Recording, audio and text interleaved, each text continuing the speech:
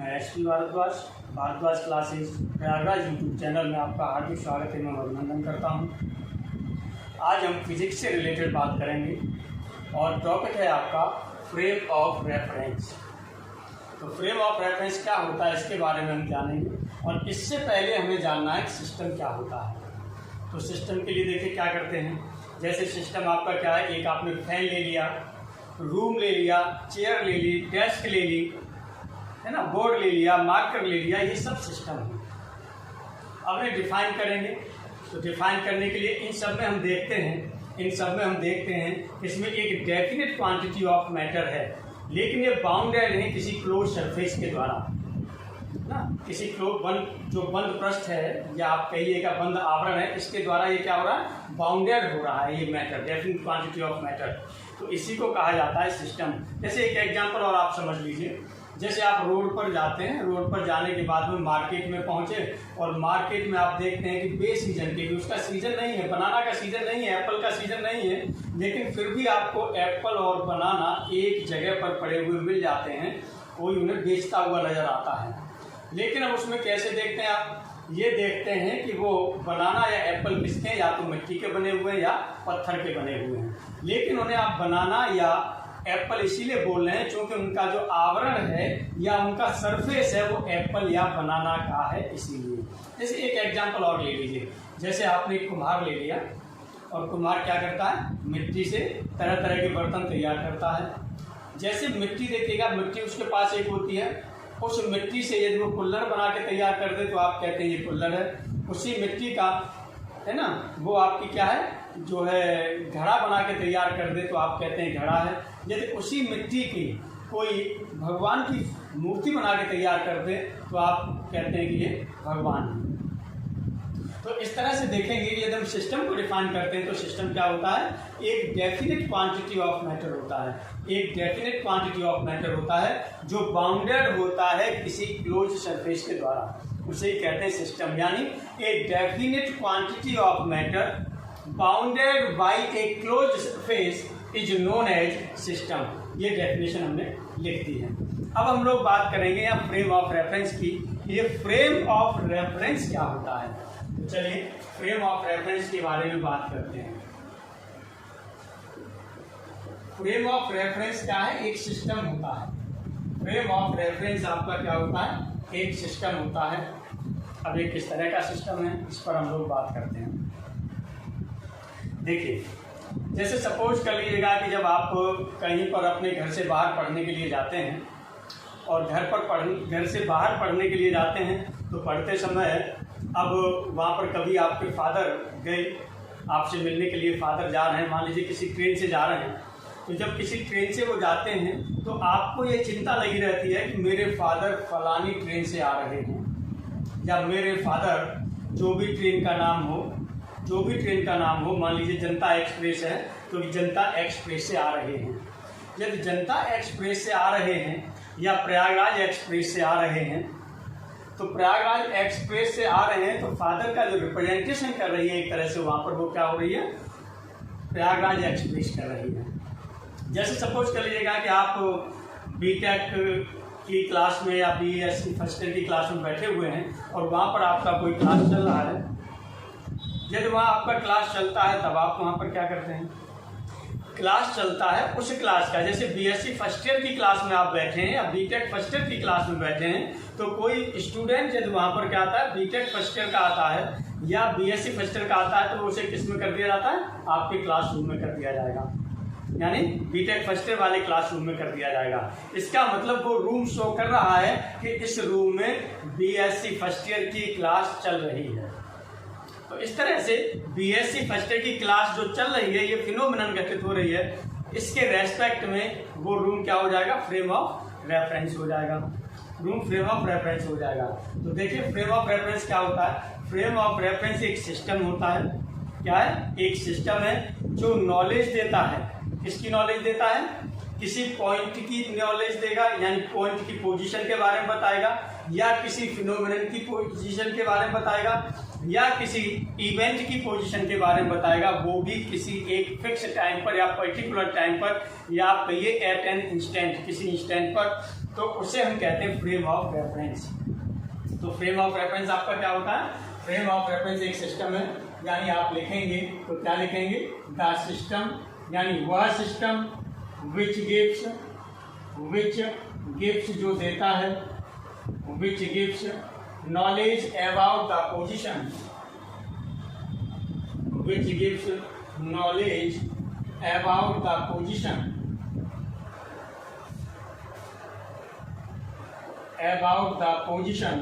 of a point, किसी point की position होगी, और या किसकी होगी? एन ऑब्जेक्ट, या किसी ऑब्जेक्ट की पोजीशन होगी, और या किसकी पोजीशन होगी? और ए फिनोमिनन यानी किसी घटना की पोजीशन होगी, वो भी किस पर? एट एन इंस्टेंट, किसी टाइम पर, एट एन इंस्टेंट किसी क्षण पर। तब इसे हम क्या कहते हैं? Is known as frame of reference, is known as frame of reference, frame of reference ये कहा जाता है। यानी the system which gives the knowledge about the position of a point और एन ऑब्जेक्ट और a phenomenon at an instant is known as frame of reference. ये आपका frame of reference होता है। कुछ बुक्स में आपको इस तरह से भी मिल जाएगा कि आपके पास कोई एक कार्टेशियन सिस्टम है, कुछ बुक्स में आपके पास ऐसे भी मिल जाएगा कि कोई आपके पास एक कार्टेशियन सिस्टम है और कार्टेशियन सिस्टम में से कोई साथ कोई एक पॉइंट एसोसिएट होता है, तो इस पॉइंट के रेस्पेक्ट में इसे फ्रेम ऑफ रेफरेंस कहते हैं। इस तरह से भी आपको लिखा मिल जाएगा। चलिए, लेकिन हम लोग बात करते हैं कि फ्रेम ऑफ रेफरेंस में अब हमको ये पता चल गया कि कोई एक सिस्टम होगा, सिस्टम या तो किसी पॉइंट की पोजीशन बता रहा होगा, किसी ऑब्जेक्ट की पोजीशन बता रहा होगा, या किसी फिनोमिनन की पोजीशन बता रहा होगा, वो भी किसी टाइम पर, तो उसे हम कहते हैं फ्रेम ऑफ रेफरेंस। अब यहाँ से आपको ये क्लियर हो गया कि फ्रेम ऑफ रेफरेंस में यदि हम इसमें कोऑर्डिनेट लेना चाहेंगे तो कोऑर्डिनेट कितने हो जाएंगे? पोजीशन यहाँ पर थोड़ा सा स्पेलिंग गलत हो गई है, सही कर लीजिए। तो पोजीशन में क्या है आपका? पोजीशन के 3 कोऑर्डिनेट होते हैं, 3 कोऑर्डिनेट्स होते हैं, एक्स वाई जेड के फॉर्म में लिखते हैं। और ये किस पर बात कर रहा है? टाइम पर बात कर रहा है, एट एन इंस्टेंट, किसी पर्टिकुलर टाइम पर बात कर रहा है। तो इसके लिए एक आपका कोऑर्डिनेट किसका हो जाएगा? टाइम का कोऑर्डिनेट हो जाएगा। तो इसका मतलब यहाँ पर जो फ्रेम ऑफ रेफरेंस में यदि किसी पॉइंट के कोऑर्डिनेट होंगे तो वो कितने होंगे? 4 होंगे, जिसमें से 3 पोजीशन के कोऑर्डिनेट होंगे और 1 टाइम का कोऑर्डिनेट होगा। तो इस तरह से 4 कोऑर्डिनेट आपके पास होंगे, 4 कोऑर्डिनेट्स होंगे। तो इसमें से आपने ले लिया एक्स वाई जेड और टी, यानी ये एक्स वाई जेड है, ये किसके कोऑर्डिनेट हैं? ये पोजीशन के कोऑर्डिनेट हैं, पोजीशन के कोऑर्डिनेट है, यानी डिस्टेंस के कह सकते हैं। और ये टी कोऑर्डिनेट है, ये किसका कोऑर्डिनेट है? ये टाइम का कोऑर्डिनेट है। तो इस तरह से आप देखेंगे इन कोऑर्डिनेट को यदि मिला दिया जाता है तो इनको क्या बोला जाता है? टाइम एंड डिस्टेंस कोऑर्डिनेट बोले जाते हैं, या डिस्टेंस एंड टाइम लिख लीजिए। ये क्या बोले जाते हैं? Distance and time coordinates, and time coordinates, ये डिस्टेंस एंड टाइम के कोऑर्डिनेट्स बोले जाते हैं। चलिए, अब आगे हम लोग जो बात करेंगे, ये बात करेंगे कि फ्रेम ऑफ रेफरेंस यदि आपके पास है तो इसके टाइप्स कितने हो सकते हैं। वैसे सीधे हम लोग कह सकते हैं कि एक इनर्शियल होगा, एक नॉन इनर्शियल होगा, लेकिन हम लोग लेके आते हैं अपने एग्जाम्पल से कि ये 2 टाइप्स के ही हो सकते हैं या ज़्यादा टाइप के हो सकते हैं। यदि 2 टाइप्स के हो सकते हैं तो किस तरह से हो सकते हैं। चलिए, आइए हम लोग एक बात करते हैं, एक घटना के बारे में बात करते हैं, इवेंट के बारे में बात करते हैं। और इवेंट हमने ये ले ली, सपोज कर लीजिएगा कि किसी भी स्टूडेंट के फादर प्रयागराज एक्सप्रेस से किसी पर्टिकुलर प्लेस पर जा रहे हैं, या मान लीजिए आगरा के लिए जा रहे हैं। यदि प्रयागराज एक्सप्रेस से आगरा के लिए जा रहे हैं, इलाहाबाद से या प्रयागराज से आगरा के लिए जा रहे हैं प्रयागराज एक्सप्रेस से, तो अब यहाँ से आप देखिएगा जो भी ट्रेन छूटती है उसके साथ में क्या घटनाएं घटित होती हैं, ट्रेन के साथ में क्या कंडीशन होती है। जब से पहले क्या होगा? पहले ट्रेन आती है, आएगी ट्रेन, आकर के प्लेटफॉर्म पर क्या होगी? रुकेगी, रुकती है, रुकने के बाद में फिर क्या होता है? जो भी उसमें पैसेंजर्स होते हैं वो चढ़ते हैं, उसके बाद ट्रेन धीरे धीरे चलना शुरू होती है। उसके बाद में आफ्टर सम टाइम क्या होता है कि जो ट्रेन होती है वो यूनिफॉर्म वेलोसिटी से भी मूव करने लगती है, और आगे क्या है, आगे जा करके फिर अगले स्टेशन की ओर अप्रोच करके अगले स्टेशन पर पहुंचती है। तो वो धीरे धीरे स्टेशन पर जैसे ही पहुंचने वाली होगी वैसे धीरे धीरे हो जाएगी और जा करके फिर वहाँ रुकेगी, और रुकने के बाद वहाँ से फिर पैसेंजर क्या होगा, उतर आते हैं। यहाँ से कितनी कंडीशन आपकी हो रही है, 2 तरह की सिचुएशन बन रही है। कौन कौन सी सिचुएशन बन रही है उस पर हम लोग बात करते हैं। तो हम ये बात कर रहे हैं इस पर फ्रेम ऑफ रेफरेंस की कंडीशंस के बारे में, इसे कितने तरह से आप बांट सकते हैं। तो पहला आपने देखा था कि ट्रेन रुकी थी यानी स्टेशनरी, स्टेशनरी का मतलब होता है स्थिर यानी state of rest, state of rest में है ट्रेन। और दूसरा आपने देखा कि वो यूनिफॉर्म वेलोसिटी के साथ में भी मूव कर रही है। तीसरा आपने उसमें और क्या देखा, आपने ये देखा कि जब ट्रेन प्लेटफॉर्म पर आ रही थी तो उसकी वेलोसिटी डिक्रीज कर रही थी, और वेलोसिटी डिक्रीज कर रही थी या वेलोसिटी डिक्रीज हो रही थी, तो वहाँ पर आप कह सकते हैं कि वहाँ आपका रिटार्डेशन प्रोड्यूस हो रहा था, यानी मंदन उत्पन्न हो रहा था। त्वरण के ऋणात्मक मान को मंदन कहते हैं, मंदन उत्पन्न हो रहा था यानी रिटार्डेशन प्रोड्यूस हो रहा था। इसी तरह से यदि प्लेटफॉर्म से चलना शुरू करती है तो वेलोसिटी उसकी इंक्रीज करती है या वेलोसिटी उसकी इंक्रीज करती है, तो उसे हम क्या कहते हैं, वहाँ कहते हैं कि ये वेलोसिटी या वेलोसिटी उसकी कैसी है, एक्सीलरेटेड है, यानी इंक्रीज कर रही है, त्वरित वेग बोला जाता है। यानी यहाँ पर आपका एक्सीलरेशन प्रोड्यूस हो रहा है, यानी त्वरण उत्पन्न हो रहा है। इस पर हम लोग बात करते हैं। तो चलिए, ये हमने फ्रेम ऑफ रेफरेंस ले लिया, और फ्रेम ऑफ रेफरेंस से हमारे पास जो चीज़ें निकल के आ रही हैं, 2 तरह की चीज़ें निकल के आ रही हैं। कौन सी, एक तो हमने देखा कि जहाँ पर एक्सीलरेशन उसमें प्रोड्यूस नहीं हो रहा है, और एक में देखा है कि एक्सीलरेशन प्रोड्यूस हो रहा है यानी जीरो नहीं है। जहाँ पर हम जानते हैं कि जो वेग परिवर्तन की दर क्या कहलाती है, त्वरण कहलाती है। The rate of change of velocity is known as acceleration, time rate. तो यहाँ पर देखेंगे जब आपकी जो ट्रेन है या सिस्टम है वो रेस्ट में है तो वहाँ पर भी एक्सेलरेशन जीरो है, और यदि यूनिफॉर्म वेलोसिटी के साथ मूव कर रहा है, यूनिफॉर्म वेलोसिटी का मतलब है कांस्टेंट वेलोसिटी, यूनिफॉर्म वेलोसिटी के साथ मूव कर रहा है उस समय भी एक्सेलरेशन जीरो है। यहाँ पर हम देखेंगे यहाँ एक्सेलरेशन क्या है, यहाँ पर वेलोसिटी आपकी इंक्रीज कर रही है और डिक्रीज कर रही है, इसलिए यहाँ पर एक्सेलरेशन आपका क्या है, जीरो नहीं है, यानी नॉन जीरो एक्सेलरेशन आप कह सकते हैं। तो चलिए, इसका मतलब ये कंडीशन जो आपको मिल रही है ये किसमें मिल रही है, या तो इन स्टेट ऑफ रेस्ट में मिल रही है, इन स्टेट ऑफ रेस्ट, या यहाँ पर क्या हो रहा है, और या तो आप कह सकते हैं कि इन मोशन है, मोशन है तो मोशन किसके साथ में होगी, with uniform velocity, with uniform velocity, यानी यूनिफॉर्म वेलोसिटी के साथ में मोशन होगी।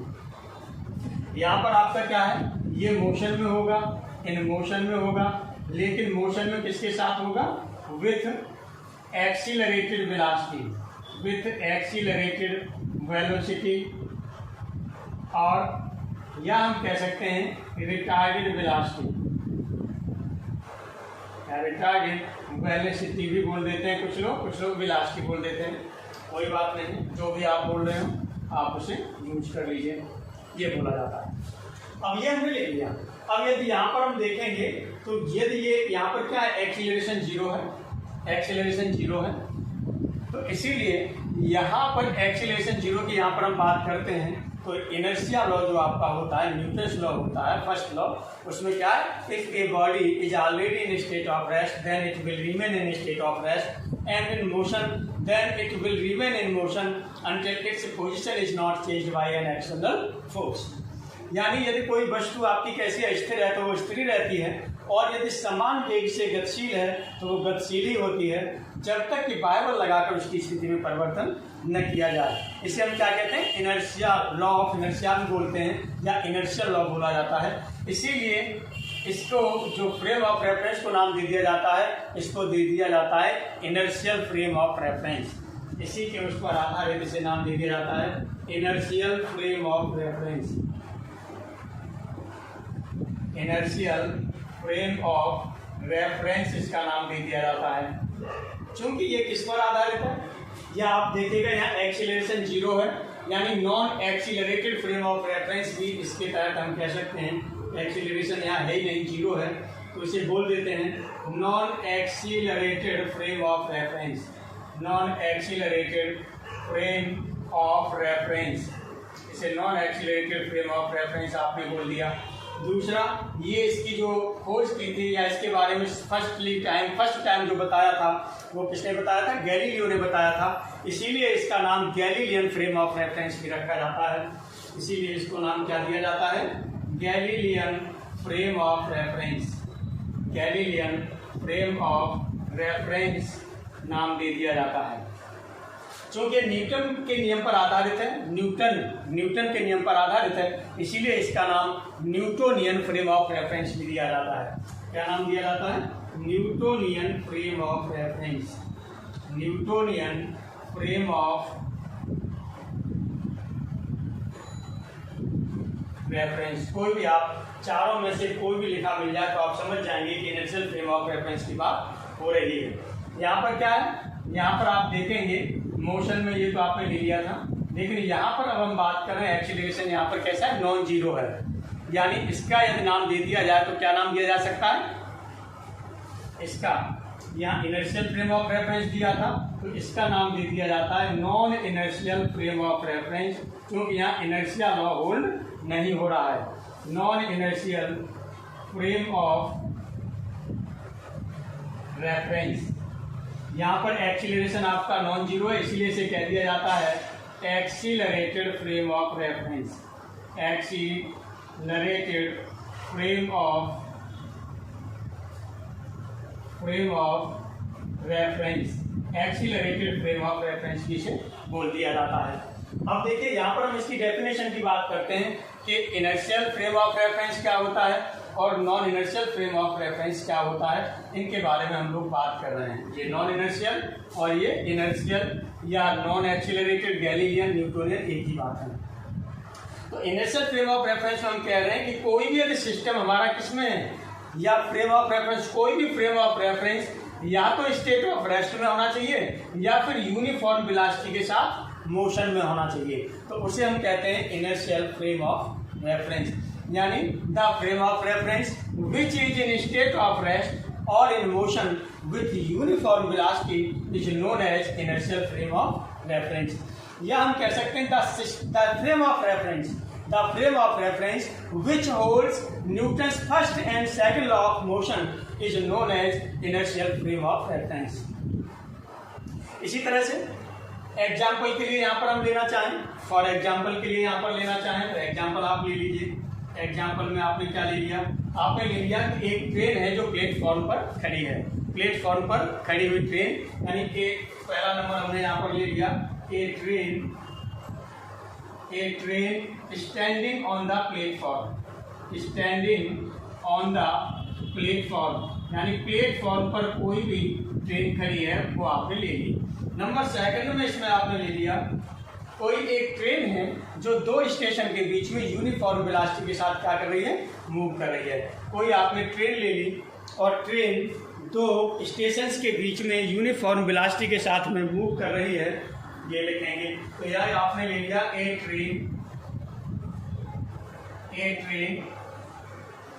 ट्रेन है मूव्ड या मूविंग आपने लिख दिया, मूविंग विथ यूनिफॉर्म वेलोसिटी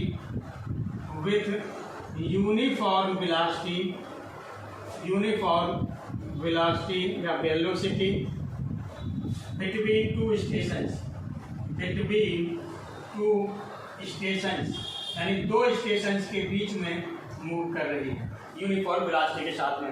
और ले सकते हैं आप an aeroplane flying with uniform velocity in the sky. An aeroplane flying with uniform velocity in the sky, ये भी आप ले सकते हैं। ये किसके एग्जाम्पल हो गए? आपके इनर्शियल फ्रेम ऑफ रेफरेंस के एग्जाम्पल्स हो गए। अब हम लोग बात करते हैं non inertial frame of reference के बारे में। तो non inertial frame of reference में क्या होता है? ये फ्रेम ऑफ रेफरेंस किसमें होता है? मोशन में होता है। इसके साथ या तो एक्सीलरेटेड वेलोसिटी के साथ में होगा या फिर रिटार्डेड वेलोसिटी के साथ में होगा। तब हम क्या कहेंगे इसे? यानी the frame of reference which is in motion with accelerated velocity or retarded velocity is known as non-inertial frame of reference। ये non inertial frame of reference कहलाता है। फॉर एग्जांपल के लिए यहाँ पर भी चलिए एग्जांपल ले लेते हैं हम लोग। पहला एग्जांपल यहाँ पर हमने क्या ले लिया, पहला एग्जांपल हमने ले लिया कि एक ट्रेन है वो क्या हो रही है, प्लेटफॉर्म पर आ रही है, यानी प्लेटफॉर्म पर आती हुई ट्रेन। तो आपने ले लिया ए ट्रेन, फर्स्ट एग्जांपल में a train coming on the platform, a train coming on the platform, coming on the platform, platform पर आती हुई ट्रेन। दूसरा एग्जांपल आपने ले लिया, सेकंड एग्जांपल आपने ले लिया a train going away, a train going away from a platform, यानी एक प्लेटफॉर्म से जाती हुई ट्रेन और एक प्लेटफॉर्म पर आती हुई ट्रेन। ये दो आपने एग्जांपल ले ली। जब प्लेटफॉर्म पर आती है तो उसकी वेलोसिटी क्या होती जाती है, वेलोसिटी धीरे धीरे डिक्रीज करती है, और जब प्लेटफॉर्म से जाती है तो वेलोसिटी इसकी क्या करती है, धीरे धीरे इंक्रीज करती है। ये ले लिया। और तीसरा एग्जांपल ले लेते हैं हम लोग, मोस्ट इंपॉर्टेंट एग्जांपल है, अक्सर एग्जाम में पूछा जाता है, और वो है अर्थ, पृथ्वी, अर्थ, EARTH, पृथ्वी। ये पृथ्वी कैसा फ्रेम ऑफ रेफरेंस है, इनर्शियल फ्रेम ऑफ रेफरेंस है, वो sorry non inertial frame of reference है, क्योंकि इसकी यूनिफॉर्म वेलोसिटी नहीं होती। तो ये आपका अर्थ है, वो कैसा फ्रेम ऑफ रेफरेंस है, नॉन इनर्शियल है, ध्यान रखिएगा, ये मोस्ट इंपॉर्टेंट है, अक्सर एग्जाम में पूछा जाता है।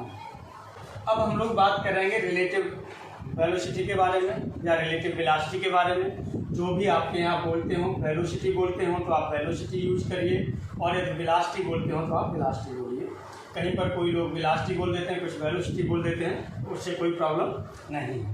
चलिए रिलेटिव वेलोसिटी की हम लोग बात करते हैं। तो वेलोसिटी हमेशा कैसी होती है, रिलेटिव होती है, एब्सोल्यूट नहीं होती। और ये एब्सोल्यूट के बारे में हम लोग आपको बताएंगे जब माइकलसन-मोले एक्सपेरिमेंट पढ़ाएंगे, तो वहाँ बताएंगे कि ईथर एक जो है आपका सिस्टम लिया गया था या फ्रेम ऑफ रेफरेंस लिया गया था, उसको एब्सोल्यूट माना था, लेकिन बाद में वो भी क्या हुआ, आपका गलत सिद्ध हुआ था। चलिए जब माइकलसन-मोले एक्सपेरिमेंट पढ़ाएंगे तब उस समय उस पर बात करेंगे। अभी फिलहाल में हम लोगों का काम है वो रिलेटिव वेलोसिटी के बारे में समझना। तो देखिए जैसे एक साइकिल आप ले लीजिए, यानी 2-3 लोग हैं, एक्सपेरिमेंट करिए। एक साइकिल है, तो हमने ये ले लिया कि चलिए ये आपने क्या ले ली, अर्थ ले ली या रोड ले लिया, और एक साइकिल जब आपकी है, साइकिल का आप क्या लेते हैं, जो पहिया है, व्हील है आगे का, उस व्हील पर आपने क्या किया, एक रूमाल बांध दिया। रूमाल बांध दीजिए, और रूमाल बांधने के बाद में आप क्या करेंगे, बाहर से कहीं दूर खड़े होकर के उस रूमाल की वो देखेंगे कि किस तरह की मोशन होगी। तो किस तरह की मोशन आएगी ये हम लोग बात कर लेते हैं। सपोज कर लीजिएगा यही आपका व्हील है, और इस व्हील पर ये हमने मार्कर से जो लगा दिया, एक क्या लगा दिया, ये मार्कर से हमने ये देखिएगा, ये इस पर क्या लगा दिया, ये ब्लैक, ये रूमाल की तरह से यूज कर दिया। अब इस की मोशन के बारे में हम लोग बात करेंगे तो कैसे जाएगी, ये हम लोग लेते हैं। देखिए ये जो ब्लैक स्पॉट था, ये ब्लैक स्पॉट हमने क्या ले लिया, यहाँ पर नीचे इस पे ले लिया। अब यहाँ पर जब भी ये चलेगी, अब ये जब भी चलेगा तो किस तरह से चलेगा, ये इस तरह से चलेगा, ऐसे। और देखिएगा जो ब्लैक स्पॉट की जो आ रही है इस तरह से आ रही है, देखिए ऐसे चलेगा। ये रोड पर जो चलेगा पहिया वो ऐसे ही तो चलेगा, जो व्हील चलेगा ये इस तरह से चलेगा, इस तरह से चलेगा, इस तरह से चलेगा, और इस तरह से चलेगा, इस तरह से चलेगा। अब आकर के फिर ये यहाँ मिल रहा है। इसका मतलब जो इसकी मोशन हो रही है, मोशन कैसे हो रही है, इस तरह से हो रही है। इसके बाद में फिर इस तरह से होगी, फिर इस तरह से होगी। इस तरह की जो मोशन बोली जाती है, ये मोशन बोली जाती है साइक्लॉइड मोशन। ये मोशन क्या बोली जाती है, साइक्लॉइड मोशन बोली जाती है। अब ध्यान दीजिएगा, ये कब देखा जा रहा है, जब इसे बाहर खड़ा हुआ व्यक्ति है, जो ऑब्जर्वर है वो क्या है, दूर खड़ा हुआ है, साइकिल आप ले जा रहे हैं, तब उस रूमाल की जो मोशन है वो इस तरह से देखेगा। लेकिन सपोज कर लीजिएगा कि यदि वही व्यक्ति इस तरह से, जैसे ये आपने ले लिया कि ये व्हील है, और व्हील का ये क्या ले लिया, एक्सिस ले लिया, ये बीच में एक्सिस ले लिया, इसका एक्सल जिसे बोलते हैं, एक्सल ले लिया एज एक्सिस की तरह से। अब यहाँ पर यदि इस व्यक्ति को बिठा दिया जाए और यहाँ से ऑब्जर्व कराया जाए कि इसकी मोशन क्या है, तो इसकी मोशन कैसी आएगी, ऐसे आएगी, यानी इस तरह से आएगी। कैसी होगी, सर्कुलर मोशन होगी। कैसी मोशन हो जाएगी, सर्कुलर मोशन हो जाएगी, सर्कुलर मोशन हो जाएगी इस तरह से। अब आप देखिएगा व्यक्ति वही है, व्यक्ति आपकी वही है, सिर्फ आपकी पोजीशन चेंज हुई है, ऑब्जर्वर की पोजीशन चेंज हुई है। ऑब्जर्वर बाहर हो गया था तो साइक्लॉइड मोशन लग रही थी, जैसे ही वो एक्सिस पर आ गया वैसे उसे कैसी मोशन लगने लगी, सर्कुलर मोशन लगने लगी। जैसे ही पोजीशन चेंज हुई और ये रिलेटिव वेलोसिटी इसकी आप कह सकते हैं, यानी उसकी जो मोशन है वो कैसी होगी, चेंज होगी। तो इसी तरह से हम देखेंगे कि जो मोशन आपकी होती है वो कैसी होती है, हमेशा रिलेटिव होती है, हमेशा रिलेटिव होती है, एब्सोल्यूट नहीं होती। तो चलिए ऐसे ही रिलेटिव वेलोसिटी पर हम लोग बात करते हैं। ये हमने ले लिया कि आपके पास कोई वेलोसिटी इधर है, एक बॉडी ले ली, उसकी वेलोसिटी v1 है आपकी इस डायरेक्शन में, दूसरी बॉडी है उसकी वेलोसिटी v2 है इस डायरेक्शन में। जब इन दोनों की यदि हम रिलेटिव वेलोसिटी की बात करते हैं तो रिलेटिव वेलोसिटी में क्या होता है, रिलेटिव वेलोसिटी में इन दोनों के डिफरेंस की इक्वल होती है। किसके इक्वल होती है, डिफरेंस की इक्वल होती है, यानी एक में से दूसरा घट जाता है। जो बड़ा होता है, बड़ी वेलोसिटी होती है, इसमें से छोटी वेलोसिटी क्या हो जाती है, सब्ट्रैक्ट हो जाती है। अब यदि आप जैसे अभी एग्जांपल हम लोग ले लेंगे इसके लिए भी, रिलेटिव वेलोसिटी के लिए भी एग्जांपल ले लेते हैं, कायदे से आपको समझ में आएगा, कोई प्रॉब्लम नहीं है। यदि वेलोसिटी आपकी यहाँ पर v1 आपने ले ली इस डायरेक्शन में और जो v2 वेलोसिटी है वो ले ली अपोजिट डायरेक्शन में, तब इसकी जो रिलेटिव वेलोसिटी होती है वो होती है v1 plus v2, v1 plus v2। अब देखिएगा रिलेटिव वेलोसिटी का क्या और इफेक्ट होता है। जैसे सपोज कर लीजिएगा कि एक स्टेशन है और स्टेशन पर दो ट्रेन खड़ी हुई हैं।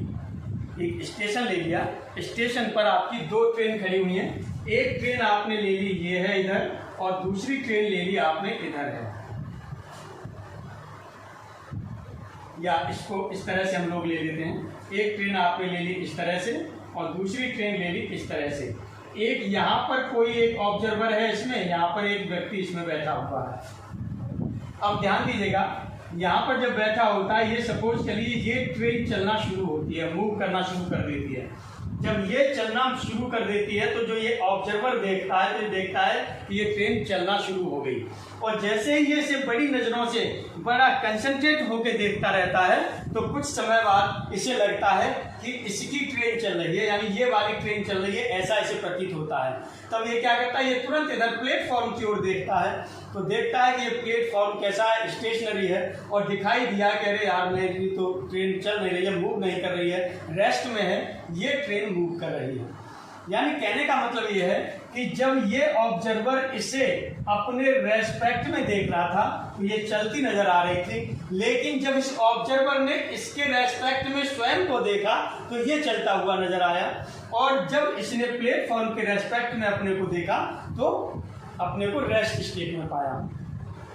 तो ये क्या है, ये है आपकी रिलेटिव मोशन। यही रिलेटिव मोशन होती है, यही यहाँ पर यूज होगा। अब सपोज कर लीजिएगा दो ट्रेन है, एक ट्रेन ये जा रही है, एक ट्रेन ये जा रही है, एक ट्रेन दूसरी ट्रेन को क्रॉस करे। सपोज कर लीजिएगा कि ये ट्रेन आपकी 22 किलोमीटर पर आवर से जा रही है, और ये हमने मान लिया कि ये ट्रेन 22.1 किलोमीटर पर आवर से जा रही है ये ट्रेन। इसका मतलब इनमें कितना डिफरेंस हो रहा है, इसमें 0.01 किलोमीटर पर आवर, यानी 0.1 किलोमीटर का मतलब क्या हो गया, 100 मीटर, यानी 1 घंटे में 100 मीटर का डिफरेंस होगा। यदि ये ट्रेन इसे क्रॉस करेगी तो कितनी देर में क्रॉस कर पाएगी, जीव भी आ जाएगा देखते देखते, कहेंगे यार पता नहीं क्या कर रहा है। और भी आप ले सकते हैं स्पीड और लेना चाहें तो 122 ले लीजिए, इसे 122.1 ले लीजिए, दोनों की स्पीड भी अच्छी स्पीड है, लेकिन फिर भी ये इसे क्रॉस करने में कितना टाइम लगाएगी, लगभग ये 1 किलोमीटर पर तो 1 आवर लगेगा, 10 आवर लग जाएंगे इसे क्रॉस करने में, 10 आवर इसे क्रॉस करने में लग जाएंगे। अब इतना ये लगेगा तो क्या होगा, तब तक जीव भी आ जाएगा, कहेगा यार ये क्या है ना। लेकिन यदि यही ट्रेन क्या होती है, यदि ये ट्रेन इधर की बजाय यदि ये इधर चलने लगे और ये ट्रेन इधर जा रही है तो ये तुरंत पास कर जाती हैं, एक दूसरे को क्रॉस कर जाती हैं। क्यों? तो उस समय देखेंगे इनकी रिलेटिव वेलोसिटी ऐसे लगते हैं बहुत तेजी से है। तो जब अपोजिट डायरेक्शन होते हैं तो दोनों की वेलोसिटी क्या हो जाती है? इंक्रीज हो जाती है। और जब आपकी सेम डायरेक्शन थी तो वहां पर जो वेलोसिटी है वो क्या हो जाती है? रिलेटिव वेलोसिटी आपकी जो है सब्ट्रैक्शन हो जाता है, अधिक वाली में से कम घट जाता है। ये आपकी रिलेटिव वेलोसिटी होती है। अब यहाँ पर जो हम लोग बात करेंगे वो गैलीलियस ट्रांसफॉर्मेशन की बात करेंगे कि गैलीलियस ट्रांसफॉर्मेशन क्या होते हैं। क्योंकि मैंने आपको बताया था कि गैलीलियस ट्रांसफॉर्मेशन के बारे में कि जो आपका इनर्शियल फ्रेम ऑफ रेफरेंस है इसकी सर्च किसने की थी? गैलीलियो ने की थी, इसीलिए उसे आप गैलीलियन फ्रेम ऑफ रेफरेंस भी कह रहे थे। तो इन्होंने गैलीलियो ने क्या किया था कि दो फ्रेम ऑफ रेफरेंस ले लिए थे, दो इनर्शियल फ्रेम ऑफ रेफरेंस लिए थे, जिनमें से एक स्टेशनरी लिया था और एक मूविंग लिया था। मूविंग कैसा होगा? यूनिफॉर्म वेलोसिटी के साथ मूव कर रहा हो, वो आपका मूविंग फ्रेम होगा। और उनके कोऑर्डिनेट्स थे, पॉइंट कोई ले लिया, उस पॉइंट के कोऑर्डिनेट्स को एक दूसरे फ्रेम के साथ में क्या कर दिया? कनेक्ट कर दिया। देखिए बात करते हैं इस पर, हम लोग बात करते हैं गैलीलियंस ट्रांसफॉर्मेशन। गैलीलियंस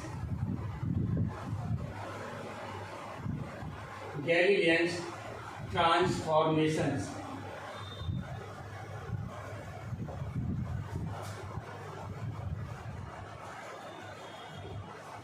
गैलीलियंस ट्रांसफॉर्मेशंस के बारे में हम लोग बात करते हैं। तो चलिए गैलीलियंस ट्रांसफॉर्मेशन आपके क्या होते हैं। गैलीलियो ने क्या किया था? गैलीलियो ने दो इनर्शियल फ्रेम ऑफ रेफरेंस लिए थे। चलिए हमने दो इनर्शियल फ्रेम ऑफ रेफरेंस ले लिए। एक ये हमने x ले लिया, ये y ले लिया और ये आपने क्या ले लिया? z ले लिया। ये पॉइंट आपने ओरिजिन ले लिया और इस फ्रेम को नाम दे दिया S। ये फ्रेम है आपका स्टेशनरी, यानी इन स्टेट ऑफ रेस्ट में है, विराम अवस्था में है। ये स्टेशनरी का मतलब होता है स्थिर। दूसरा फ्रेम S डैश इसी पर रखा हुआ है इनिशियल स्टेट में। और S डैश क्या होता है? S डैश फ्रेम यहाँ से v यूनिफॉर्म वेलोसिटी के साथ मूव करना शुरू कर देता है। v यूनिफॉर्म वेलोसिटी के साथ में चलना शुरू कर देता है, किसमें? x डायरेक्शन में।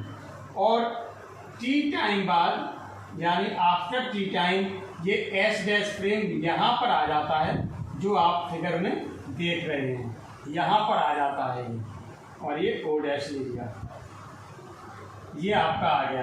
अब आप देखेंगे तो यहाँ से यहाँ तक की डिस्टेंस कितनी होगी? यहाँ से यहाँ तक आने में से t टाइम लगा, तो इस तरह से ये देखेंगे तो ये डिस्टेंस आपकी हो जाएगी। वो डिस्टेंस कितनी होगी? vt हो जाएगी। क्योंकि हम जानते हैं दूरी बराबर होता है चाल गुणा समय, तो ये डिस्टेंस कितनी हो जाएगी? vt हो जाएगी। vt हो गई। अब हमने यहाँ पर ले लिया कि इसमें क्या है? कोई एक पार्टिकल ले लिया, ये पार्टिकल आपने ले लिया, पार्टिकल आपने लिया p, पार्टिकल p है, यानी कोई भी आपके पास पार्टिकल है तो उसकी पोजीशन और टाइम के क्या होंगे? कोऑर्डिनेट होंगे। S फ्रेम में भी होंगे और S डैश फ्रेम में भी होंगे। तो S फ्रेम में इसके कोऑर्डिनेट आपने मान लिए x, y, z, t, और S डैश फ्रेम में इसके कोऑर्डिनेट आपने मान लिए x dash, y dash, z dash, t dash, ये आपने मान लिए। अब यहाँ पर हम लोग चलिए बात करते हैं। यहाँ से यदि हम ये परपेंडिकुलर यहाँ पर ये डाल देते हैं, ये पॉइंट हमने मान लिया है यम। अब यहाँ से हम देखेंगे, यहाँ से चूंकि S फ्रेम का ओरिजिन ये है O, तो इसमें से ये जो ये OM डिस्टेंस होगी वो क्या होगी? x होगी। तो ये आपने लिख दिया x।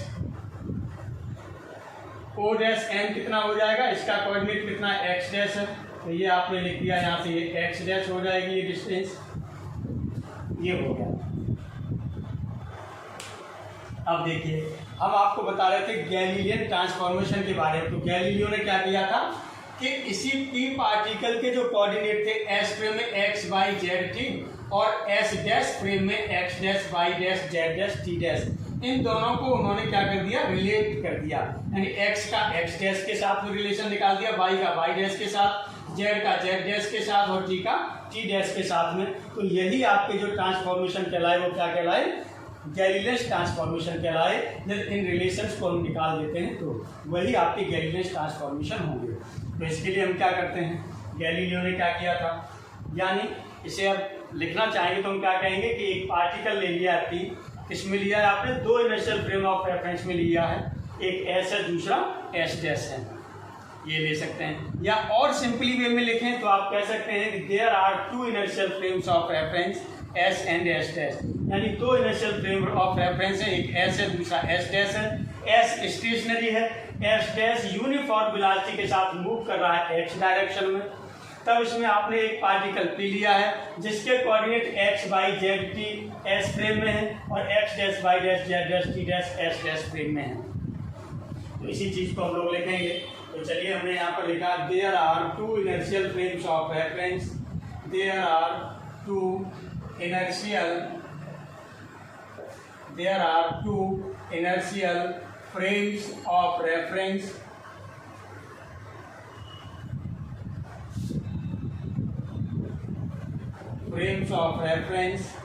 S and S dash, इनमें से क्या है आपका S is stationary. S is stationary, stationary का मतलब होता है स्थिर यानी रेस्ट में। S is stationary and S dash is moving, S dash आपका मूव कर रहा है, किसके साथ मूव कर रहा है, S dash is moving with uniform velocity. Uniform का मतलब होता है एक समान यानी कांस्टेंट, यूनिफॉर्म वेलोसिटी भी along x axis,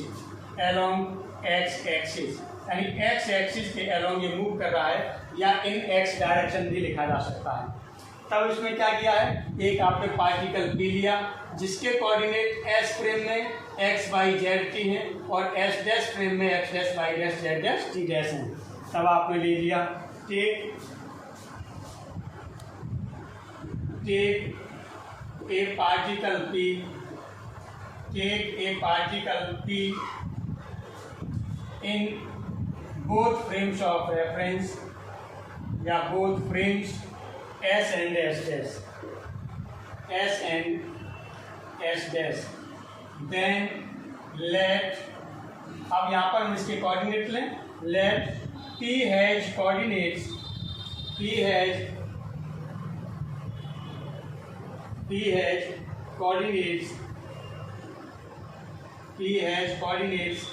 x, y, z, t in S frame and x dash, y dash, z dash, t dash and x dash, y dash, z dash, t dash in S dash frame। हमने आपको बताया था कि initial state में क्या था, initial state में हमने आपको बताया था कि इनिशियल स्टेट में S डैश कोइंसाइडेड कर रहा था S पर, S डैश कोइंसाइडेड हो रहा था किस पर, S पर, जब S पर था, लेकिन S डैश की पोजीशन फिगर में किस टाइम पर दिखाई गई है, T टाइम पर दिखाई गई है। तो चलिए यहाँ पर हम लोग लिख लेते हैं, यहाँ से in initial state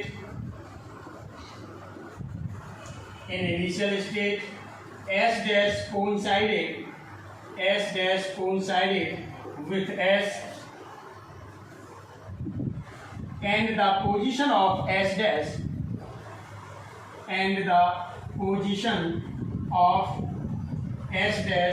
is shown in the figure at time t. S dash is and the position of S dash is shown in the figure at time t। ये t टाइम पर पोजीशन आपको क्या है, दिखाई गई है।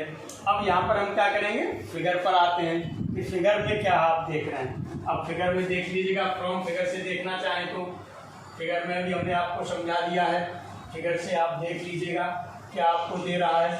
आप देख रहे हैं कि एक डिस्टेंस है इसमें OM, और OM किसके इक्वल है, OM आपका किसके इक्वल है, ये अब आप देख लीजिएगा। यहाँ पर आप देखेंगे जो OM है ये इक्वल है O dash plus O dash M। तो चलिए आपने यहाँ पर लिख दिया फ्रॉम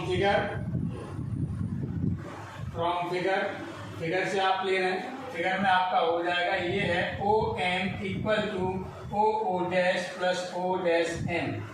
ये हो गया। OM की वैल्यू कितनी है आपकी, X है, OM की वैल्यू X है, इक्वल टू O डैश कितना है, ये VT है, VT हो गया प्लस ओ डैश एम कितना है, ये एक्स डैश है, ये आपका एक्स डैश हो गया।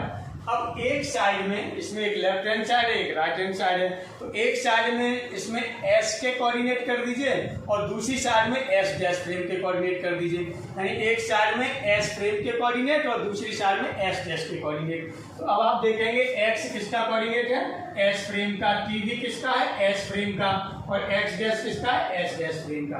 तो इसीलिए आप इसे क्या लिख सकते हैं, एक्स डैश इक्वल टू आप लिख सकते हैं x minus b t, x minus b t, ये इक्वेशन आपकी फर्स्ट हो गई।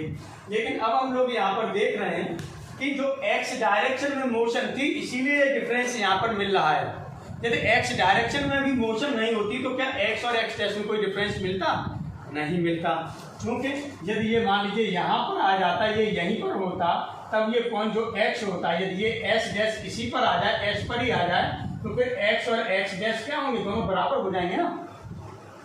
जब एक्स डायरेक्शन में मोशन हुई तब ये दोनों क्या हुए, डिफरेंट हुए। अब वाई डायरेक्शन और जेड डायरेक्शन में कोई मोशन है नहीं, तो इसका मतलब वाई डैश इक्वल टू क्या होगा, वाई, और जेड डैश इक्वल टू क्या होगा, जेड। तो हम यहाँ पर लिख देंगे there is no motion, there is no motion in y and z directions, या एलोंग लिख दीजिए यहाँ पर, along y and z axis. Z axis singular number होता है तो ए एक्स आई एस लिखा जाता है, प्लूरल नंबर होता है तो ए एक्स ई एस लिखा जाता है। ध्यान दीजिएगा, दैट इज का मतलब आई ई से डिनोट करते हैं, इसका मतलब होता है अर्थात। तो that is y dash equal to हो जाएगा वाई, इक्वेशन ये हो गई second, and z dash equal to हो जाएगा जेड, और ये इक्वेशन आपकी हो जाएगी थर्ड। तो इस तरह से जो इक्वेशंस फर्स्ट सेकंड थर्ड हैं ये आपकी कहलाती हैं गैलीलियंस डिस्टेंस ट्रांसफॉर्मेशंस, ये कहलाते हैं equations first second and third are Galileans distance transformations, ये आपके डिस्टेंस ट्रांसफॉर्मेशंस कहलाते हैं, डिस्टेंस ट्रांसफॉर्मेशंस, डिस्टेंस ट्रांसफॉर्मेशंस। अब हम टाइम ट्रांसफॉर्मेशन के लिए क्या करते हैं, तो देखिएगा, for time transformation,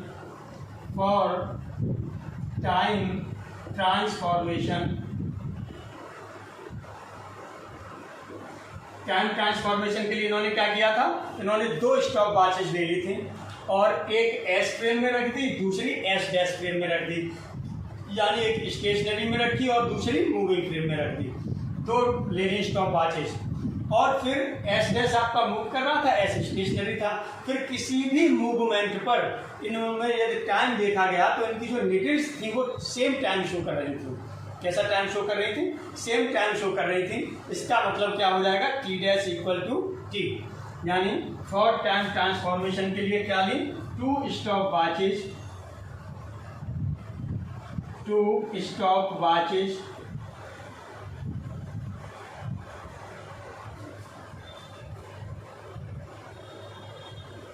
are placed, ये प्लेस्ड लेनी है आपने किस किस में, एस एंड एस डैश, एक एस में रख दी, दूसरी एस में रख दी, एक एस में एक एस डैश में।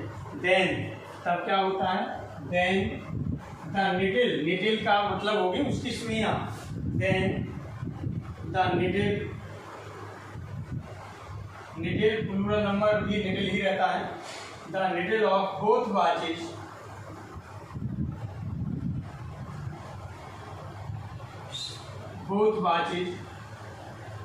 show same time at any movement, यानी किसी भी समय पर किसी भी मूवमेंट पर दोनों घड़ी की सुइयां क्या करती हैं, सेम टाइम शो करती हैं। दैट इज, इसका मतलब हो जाएगा T dash equal to t, ये इक्वेशन नंबर 4 हो गई। ये है आपका गैलीलियन टाइम ट्रांसफॉर्मेशन, ये आपका गैलीलियन टाइम ट्रांसफॉर्मेशन कहलाता है।